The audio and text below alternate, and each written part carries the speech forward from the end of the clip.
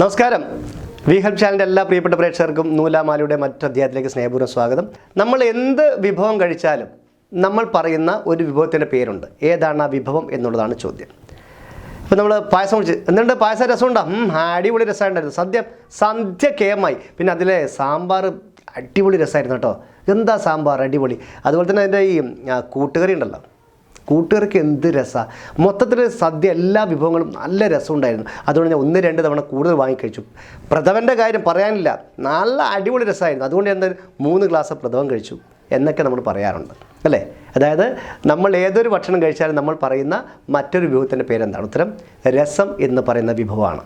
നമ്മൾ ഈ ഭക്ഷണം കഴിച്ചിട്ട് ഏതാണ്ട് പാതിക്കെത്തുമ്പോൾ നമുക്ക് കിട്ടുന്ന ഒരു വിഭവമാണ് ഈ മോരും പിന്നെ അതുപോലത്തെ രസമൊക്കെ കുറച്ച് അല്ലേ, തക്കാളിയൊക്കെ ഇട്ട് കായൊക്കെ ചേർത്തിട്ടുള്ള രസം അല്ലേ.